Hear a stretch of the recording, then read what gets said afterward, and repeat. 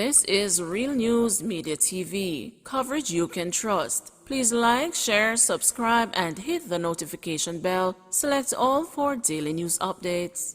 Good day, Real News Media TV viewers and subscribers. Welcome back to the channel for another news update for November 5, 2022. And in the news today, Molly in St. Anne schools sparks alarm. Concerned by a spike in the number of students in St. Anne using illicit drugs, the National Council on Drug Abuse will be taking its latest message to schools in the parish as of November 16. Molly, the mood-altering party pill, is among the drugs on their radar. There has been an increase since the COVID-19 pandemic. What we are seeing are a number of students, and since from September this year, I have had more than 20, which is not normal, being referred from schools across the parish for drug misuse, said a substance abuse officer for St. Anne, Nordia Henry. What we are seeing are the new emerging substances like the molly and the vaping and the edibles. There has been a slight increase. To what percentage, I can't speak to that, but I can say that there has been an increase in what we're seeing, particularly for our adolescents, she added. Ferncourt High will be the first school visited by the NCDA in St. Anne as part of activities being staged across the country to mark Drug Awareness Month this year. We're embarking on our school tour. I cannot give you dates and the names of all schools right now where we're going to be, but I know that we will be in a few schools across the island. We'll go in for the day and we'll engage the students, she said. Sessions will be focused on student behavior and conduct while discussing the wider issue of substance misuse. Discussions will include principals, guidance counselors, just to be able to come up with strategies to mitigate against what we are seeing as it relates to substances misuse and the student conduct, said Henry. 3 killed, 13 injured in Melrose Hill bypass crash. People arriving on the scene of Friday morning's two-vehicle crash, which claimed 3 lives and left 13 people injured, quickly came to the conclusion that speeding was a central factor. Such was the impact of the crash that the registration plate of one vehicle was seen pasted onto the other. Up to late Friday, police had confirmed that 2 men and a woman who had been traveling in a taxi succumbed to injuries they sustained in the crash. 10 people were admitted at hospital and 3 others treated and released. Police reported that about 11 a.m. the taxi, a Toyota Wish motor car, was traveling up Melrose Hill bypass towards Mandeville when a collision occurred with a Hyundai H11 minibus going in the opposite direction. A reliable source told the news that the minibus was transporting workers of a company contracted to do blasting on the U.S. $188 million Maypent-Williams Field leg of Highway 2000. The workers were reportedly conducting a post-blast survey in the area. In May, traffic changes were made to the Melrose Hill bypass, which is being incorporated into the highway project to accommodate only westbound traffic. Eastbound traffic was diverted to the old Melrose Hill Road. Member of Parliament for Manchester Central, Rhoda Crawford, and the Vice Chairman of the National Road Safety Council, Dr. Lucien Jones, both agreed that too many lives have been lost on the nation's roads. Absolute tragedy is best to describe what took place. I want to use this opportunity to appeal to motorists to observe the road safety protocols. Just Thursday, while I was traveling that very same corridor, I witnessed 2 motor vehicles speeding and overtaking around a blind corner, Crawford said. We have lost too many lives, more than 300 since the start of the year to road accidents, and I am very worried as we approach the festive season. We have to be more responsible users of our nation's roads, she added. Dr. Jones said the country has recorded 390 road fatalities since the start of the year, following at least 2 fatal crashes in Manchester and Westmoreland on Friday. When you have 5 road fatalities in less than 24 hours, it means that we have a crisis on our hands. Far too many people are dying on our roads. This means that 390 people have died on our roads up to until this morning, which is just 1 less than the number for the corresponding period last year, he said. Last year, 487 people died because of the chaos and the madness on our roads. We have just got to stop speeding on the roads. We don't have many levers to pull. The main lever we have to pull is an efficient ticketing system. We have been talking about this for years now, added Dr. Jones.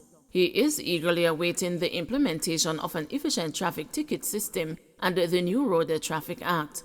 It would appear, based on information received, that we are heading towards a conclusion of this matter, that we will soon have a robust ticketing system. It can't come too quickly. Many people have died because of a lack of this important system in our country, he said.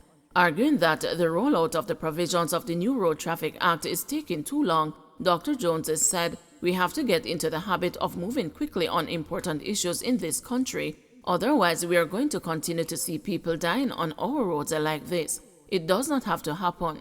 We have to find a way to stop them from speeding." Rasheen Patterson's lawyer complains of threats.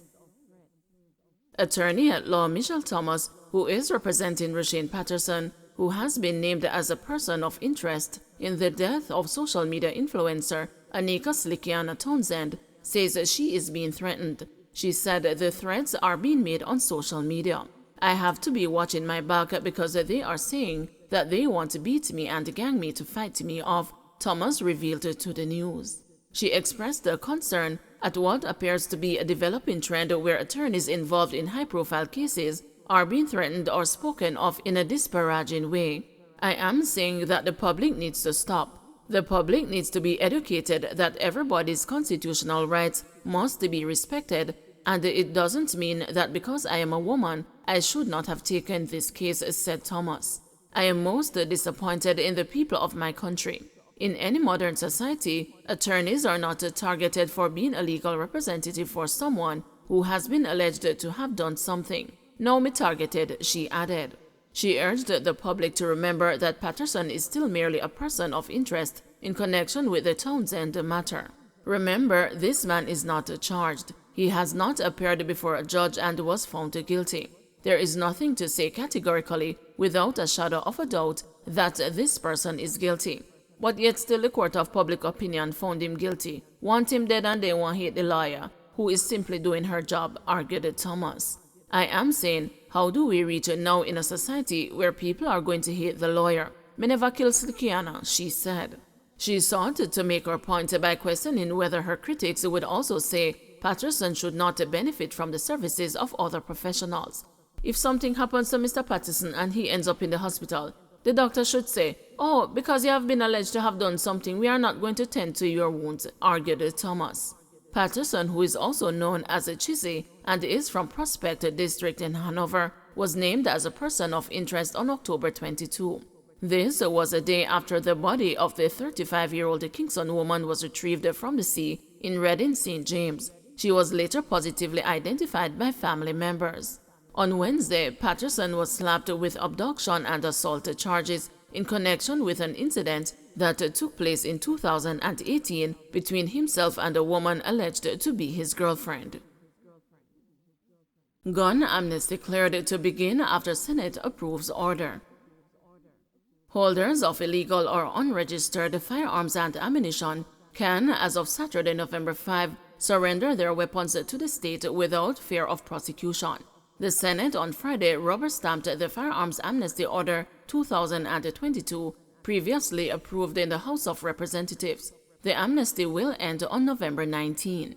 Government Senator Matthew Samuda said illegal guns have been a major factor in the commission of violent crimes. He outlined that the amnesty is a key element in the government's crime reduction strategy, suggesting the measure has been similarly used successfully across the world to reduce high levels of armed violence. For the last 25 years, he pointed out, Jamaica has recorded on average 1,270 murders annually, the majority of which have been committed with illegal firearms. Mr. President, firearm amnesties such as the one subject of this order are not unique to Jamaica, because they have been used successfully around the world as an operational tool to reduce the high levels of armed violence resulting in the proliferation of firearms and ammunition. For the last 25 years, Mr. President, Jamaica has recorded on average 1,270 murders annually, the vast majority being committed with illegal firearms. The firearm is the weapon of choice for murders and other acts of crime and armed violence in Jamaica. The proliferation of illegal firearms continues to hinder national growth and advancement and has become the biggest threat to citizens' peace and security. Opposition Senator Peter Bunting expressed a concern about the documentation of the weapons being returned.